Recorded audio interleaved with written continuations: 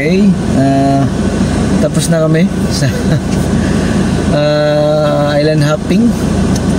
So, bali yung pinuntahan namin, nagsuhoton kami, tapos pumunta ng Club Tara din, at saka yung Tiktikan, yun yung pangalan, tsaka yung may cave.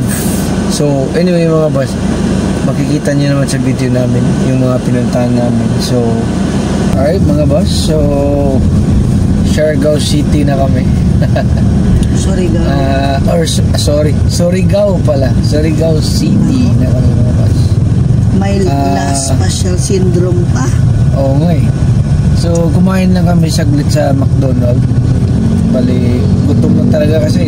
Tapos wala kaming oras na magluto pa kasi bawal magluto.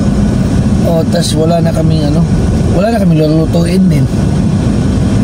So kulang na yung stocks namin. So kumain na lang kami ng McDonald's. So ito mga boss, Surigao na. Okay, so dito na city na kami. Yan mga boss. Ito yung mga bus dito mga boss, Bachelor Tours. Bali yan yung public transportation dito mga boss, na bus. So Pabutuan. So talagang dito sa Mindanao mga boss, ang lalayo ng biyahe dito mga boss. Bali talaga. May city to city naman na malapit. Pero yung iba talagang malayo din talaga. So yun. Yung Butuan malapit lang yun dito. Siguro mga 2 hours lang yun siguro mga boss. Yung mga Davao, mga ganun mga boss, yun ang malayo. Yung pinuntahan namin sa Bislig, ang layo nun, di ba? So anyway mga boss, ngayon papunta tayo ng RSY Pension, or balik kami kung saan kami nagstay nung nandito kami bago pumunta sa Surigao del Sur. Surigao del Sur. Okay mga boss, good morning. So last night hindi na ako nakapag-update kasi talagang inantok na ako, pagod talaga mga boss yung activities namin kahapon kasi 3 AM pa lang kahapon gising na ako, nag-drive na ako papuntang Hayang Gabon tsaka diretso sa Suhuton. So pagdating namin dito sa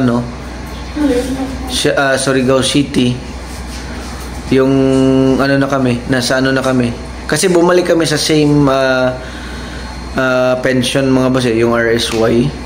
So ito pa rin yung room namin na tinuluyan last time.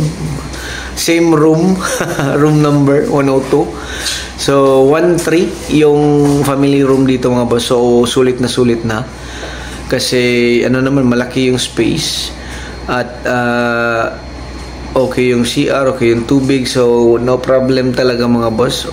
Air condition na. So one trail kami ng 5 nun, hindi na kami bumayad ng extra.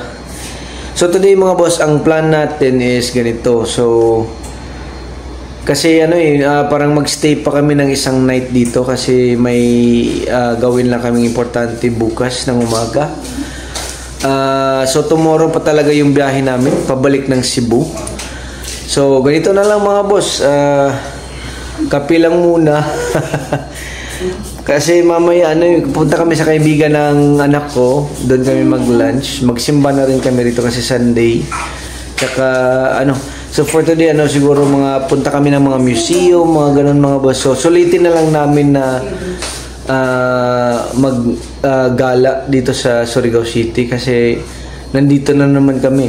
At para na din sa inyo mga boss, para magkaroon kayo ng idea kung anong pwedeng gawin dito. Siguro hindi namin napuntahan lahat kasi hindi na namin isama yung mga ligo-ligo. Meron naman silang pangligo talaga dito mga boss. So balik sa amin yung land tour lang talaga, yung mga museum, yung simbahan, at kung ano pang makita namin mga boss.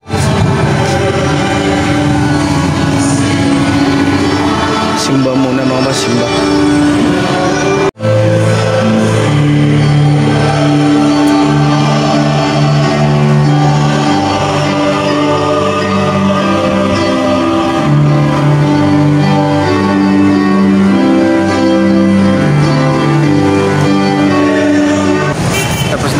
Simba. Ano na, for lunch. So yun yung simbahan nila mga boss, San Nicolas de Tolentino Cathedral. Nasa sentro talaga siya ng Surigao City mga boss. Tapos sa tapat niya is parang plaza nila. So ito yun. This is their plaza mga boss. Parang regular na plaza din. Bili mo na ng ice cream mga boss sa tapat ng simbahan. Kasi ang init mga boss eh. So let's eat something cold mga boss. Stay tuned lang mga boss. Okay, tapos na kaming magsimba. So okay kasi pinaka-importante yan mga boss na we have to thank the Lord sa lahat-lahat kasi biruin mo mga boss, magto 2 weeks na kami nagbabiyahe at yun, parang na-survive namin, so dapat magpasalamat tayo sa Diyos. Thank you Lord. So ngayon muna kami, punta kami sa friend ng or classmate ng anak ko. Doon kami nag-invite sila na mag-lunch kami doon. So puntahan natin mga boss, let's go. So check natin yung lugar mga boss ha. Punta daw kami sa Canlanipa, Surigao. Canlanipa, Surigao City mga boss. Ano pala mga boss, malapit lang yun sana namin tinitirahan. Pero kasi nagsimba muna kami.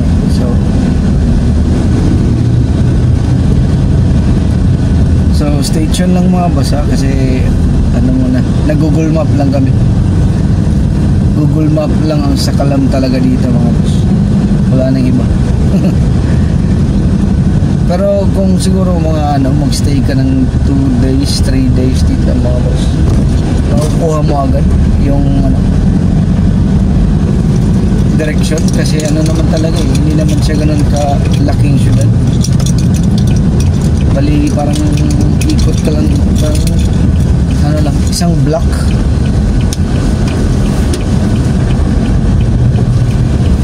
So yun na nga, so malapit lang talaga ito sa tinitirhan namin mga boss, yung bahay nila. Let's check out mga boss.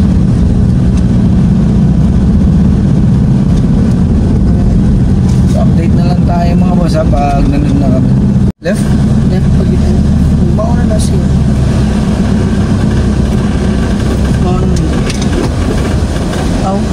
Na Angel eh asa mauna ba't namin. Okay, so nandito na kami sa place ng kaibigan ng anak ko.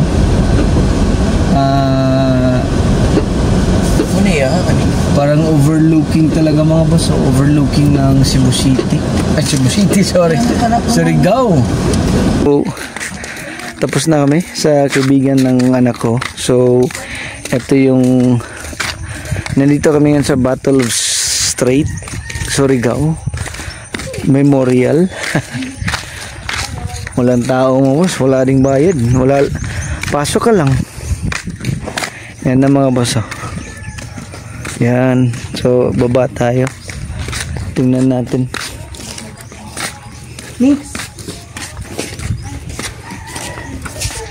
Yan Padrone dre po. Ha? Janak? Picture to ba? Drone. Palipad daw kami ng drone. Picture. Wait lang mga basa. Battle of Strait, Surigao Memorial mga bas. So sa ano lang siya, nasa Surigao City lang. Actually mga boss, pagdating nyo sa Lipata Port, kung galing kayong Leyte, punta kayo ng Lipata, pagdating nyo sa port, paglabas nyo sa gate, mag right lang kayo, nandyan na yan. Ganyan lang talaga yan mga boss, kalapit.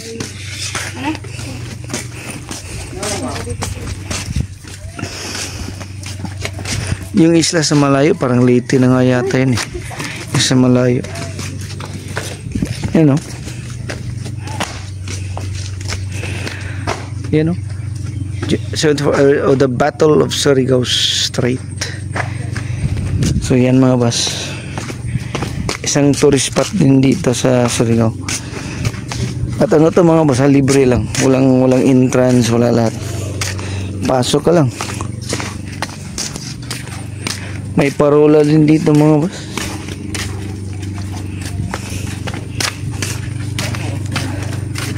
We seek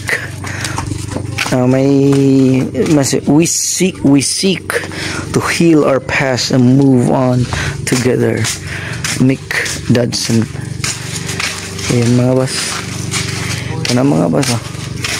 Ito yung mga parang ano nila.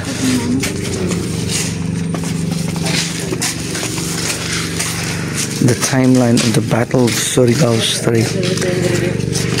Yan, may history niya. I shall return. I shall return. Yeah, hold on lang mga boss. Okay, so mga boss, konting ano lang tayo, history information. So ngayon, di ba, nandito kami sa Memorial of the Battle of Surigao Strait. So yung nakikita nyo sa likod ko, ganito yung nangyari pala mga boss. Parang galing na galing, di ba? So ganito yung nangyari. So pagdating ni General MacArthur dito sa Leyte, di ba, may yung famous line na I shall return, di ba? So pagdating niya sa Leyte, sabi niya, I have returned. Sabi niya sa radio. Na-news kaagad sa mga Japan mga boss. So Japanese soldiers tsaka yung naval forces nila. So ang nangyari, isa sa mga naval ship ng Japan is pumunta kaagad dito sa Surigao Strait mga boss. Para ang goal is to stop sana sa mga MacArthur forces. Pero ang nangyari mga boss is may kasamahan galing Bohol ang US forces na nakadetect din sa paparating na Japan force, yung isang naval na barko. So kaya pumunta kaagad dito sa Surigao. So dito yung nangyari yung sa Madian Seta, dito nangyari yung last naval gun battle in history. So dito sa Surigao Strait mga boss. So yun mga boss. Okay, so ito yung pangalawang pinuntahan namin, Pebbles Beach Resort. Tingnan nyo mga boss, oh. Lahat mga pebbles. Iba din dito mga boss, ah. Pebbles Beach Resort mga boss.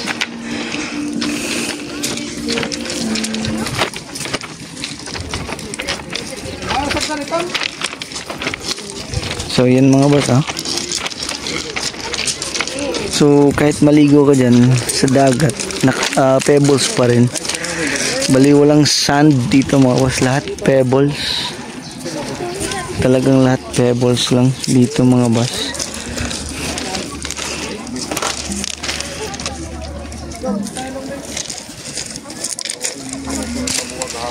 Diba? Sige, sige.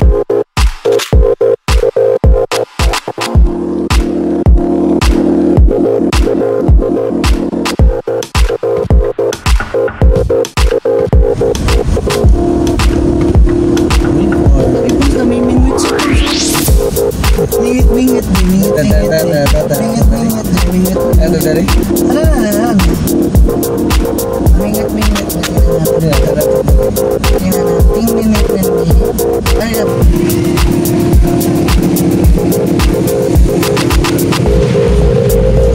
Siargao Boulevard sa hapon. Ito yung Siargao Boulevard sa hapon mga boss. So ano din, malinis yung dagat dito mga boss. So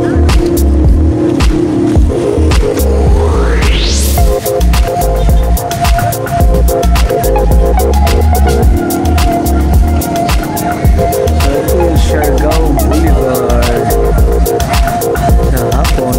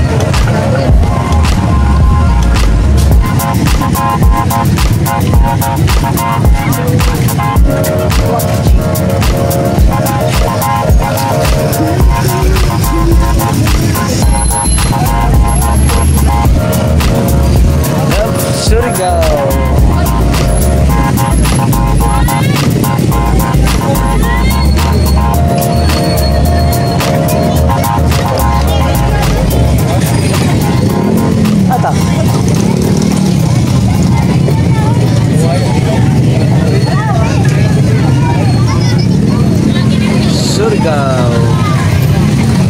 Love Surigao.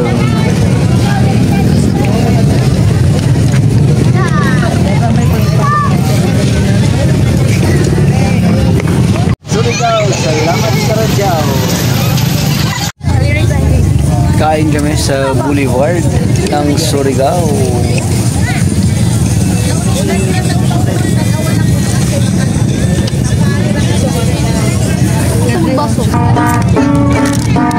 Siargao Boulevard.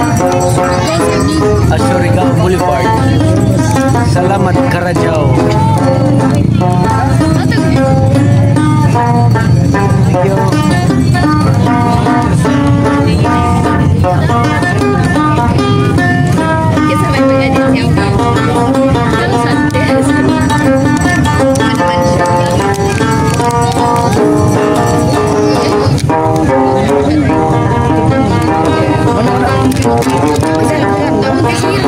you.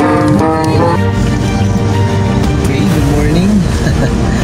So, on the way na kami sa Lipata Port. Patawid kami ng Leyte na. But before that mga boss, muna tayo daan sa Pasalubong Center dito sa Surigao. May Pasalubong Center daw dito na